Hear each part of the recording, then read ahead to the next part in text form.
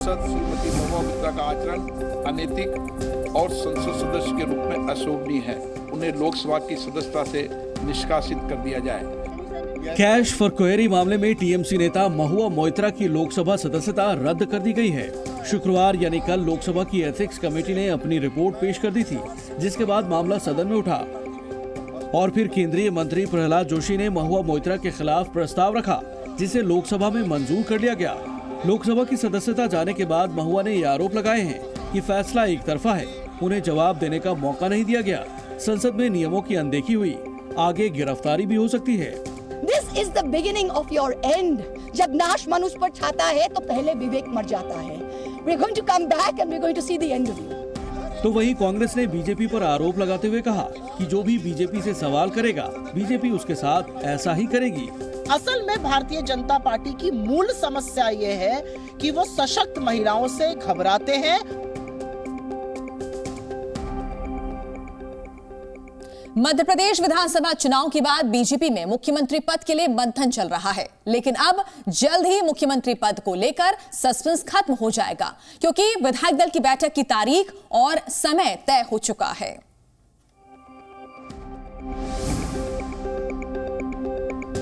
तीन राज्यों में मिली बम्पर जीत के बाद भी बीजेपी तीनों ही राज्यों में सीएम पद के लिए नाम नहीं तय कर पाई है।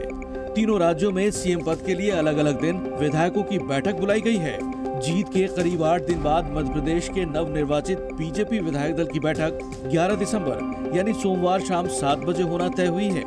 बीजेपी ने मध्य प्रदेश के लिए हरियाणा के सीएम मनोहर लाल, ओबीसी मोर्चा के राष्ट्रीय अध्यक्ष डॉक्टर के लक्ष्मण और राष्ट्रीय सचिव आशा लाकड़ा को पर्यवेक्षक नियुक्त किया है। विधायक दल की बैठक के बाद ये तय होगा कि मध्य प्रदेश की कमान बीजेपी किसे देती है, लेकिन हर किसी की नजरें इसी पर टिकी हुई हैं कि क्या सूबे की कमान फिर से पार्टी शिवराज सिंह चौहान के हाथ में देगी या फिर किसी नए फेस पर भरोसा जताएगी, क्योंकि राज्य में शिवराज सिंह चौहान के साथ साथ प्रहलाद सिंह पटेल, नरेंद्र सिंह तोमर समेत कई अन्य लोगों के नाम मुख्यमंत्री पद की रेस में हैं।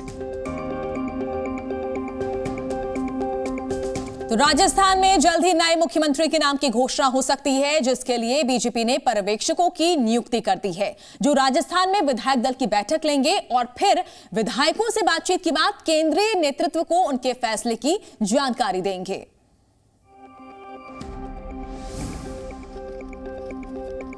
विधानसभा चुनाव में जीत की हैट्रिक लगाने वाली बीजेपी मुख्यमंत्रियों के नाम को लेकर लगातार बैठकें कर रही है। पार्टी ने राजस्थान में अब तमाम कयासों और संभावनाओं को खत्म करने के लिए पर्यवेक्षकों के नाम का ऐलान किया है।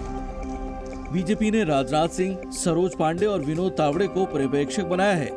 कल राजस्थान में विधायक दल नेता चुनने के लिए पर्यवेक्षक नियुक्त बैठक कर सकते हैं। विधायक दल की बैठक के बाद सीएम को लेकर सस्पेंस खत्म होगा। तीनों राज्यों में से सबसे ज्यादा चुनौती वाला राज्य बीजेपी शीर्ष नेतृत्व के लिए राजस्थान है, क्योंकि यहाँ पर बड़ी संख्या उन विधायकों की है जो पूर्व मुख्यमंत्री वसुंधरा राजे के खेमे के माने जाते हैं। हालांकि पार्टी ने जिस तरह से चुनाव से पहले कम फेस घोषित नहीं करके ये साफ दर्शा दिया था कि पार्टी को बहुमत मिलने के बाद पार्लियामेंट्री वोट के आधार पर ही मुख्यमंत्री का नाम तय होगा और कल होने वाली बैठक में सीएम के नाम का सस्पेंस खत्म हो सकता है। और रविवार को छत्तीसगढ़ में बीजेपी विधायक दल की बैठक होने वाली है, जिसमें विधायक दल का नेता चुना जाएगा और साथ ही राज्य के नए सीएम के नाम से पर्दा उठ जाएगा। छत्तीसगढ़ के मुख्यमंत्री के चयन के लिए बीजेपी खेमे से एक बड़ी खबर निकलकर सामने आ रही है। सूत्रों के मुताबिक रविवार यानी 10 दिसंबर को छत्तीसगढ़ के नए मुख्यमंत्री के नाम का ऐलान हो सकता है। सूत्रों के मुताबिक छत्तीसगढ़ में रविवार को बीजेपी के नवनिर्वाचित विधायकों की बैठक हो सकती है। छत्तीसगढ़ के लिए बीजेपी संसदीय बोर्ड द्वारा तय किए गए केंद्रीय पर्यवेक्षकों की मौजूदगी में विधायक दल की बैठक में नेता का चुनाव किया जाएगा। इस बैठक के लिए बीजेपी ने केंद्रीय जनजातीय मंत्री अर्जुन मुंडा के साथ साथ केंद्रीय बंदरगाह, जहाजरानी, जलमार्ग एवं आयुष मंत्री सर्बानंद सोनोवाल और राष्ट्रीय महासचिव दुष्यंत कुमार गौतम को केंद्रीय पर्यवेक्षक नियुक्त किया है। सूत्रों के मुताबिक भविष्य की राजनीति को ध्यान में रखते हुए पार्टी किसी आदिवासी या ओबीसी समुदाय के नेता को मुख्यमंत्री बना सकती है। तो वहीं कुछ लोगों का मानना है कि बीजेपी पुराने चेहरे पर भी दांव खेल सकती है। बात झारखंड की करते हैं, जहां से कांग्रेस के राज्यसभा सांसद धीरज साहू के ठिकानों पर छापेमारी जारी है। 3 दिन की छापेमारी में अब तक 220 करोड़ रुपए कैश जब्त किए जा चुके हैं। ये रेड झारखंड, छत्तीसगढ़, उड़ीसा और पश्चिम बंगाल में जारी है। कांग्रेस सांसद धीरज साहू के स्वामित्व वाले शराब बनाने वाली एक कंपनी के ओडिशा में मौजूद ठिकानों पर इनकम टैक्स ने छापेमारी कर 220 करोड़ रुपए कैश बरामद किया है। जहां शुक्रवार को तीसरे दिन भी छापेमारी जारी रही। पीएम मोदी ने आयकर विभाग की इस छापेमारी को लेकर शुक्रवार को विपक्ष पर निशाना साधते हुए कहा कि जनता से लूटा गया पैसा पाई पाई लौटाना होगा। पीएम मोदी ने बिना नाम लिए ओडिशा और झारखंड के उन नेताओं का जिक्र करते हुए ये टिप्पणी की जिनका शराब कंपनी से संबंध है। केंद्रीय मंत्री स्मृति ईरानी ने कहा कि गांधी खानदान महादेव ऐप पर भी चुप रहा और आज भी चुप है। मोहब्बत की दुकान पर ये किस प्रकार का करप्शन हो रहा है, उनके नेताओं को जवाब देना चाहिए। ये कांग्रेस का नेता गांधी खानदान में किसका एटीएम था? अब तक कांग्रेस पार्टी ने चुप्पी साध रखी है। वहीं झारखंड सरकार में मंत्री मिथिलेश ठाकुर ने पलटवार करते हुए कहा कि सत्ता के नशे में चूर हो गई है बीजेपी। फिलहाल इस मामले में अभी तक किसी की गिरफ्तारी नहीं हुई है। उत्तर प्रदेश के आगरा में विकसित भारत संकल्प यात्रा का आयोजन किया गया, जिसमें आम जनता को सरकार की योजनाओं के बारे में बताया गया।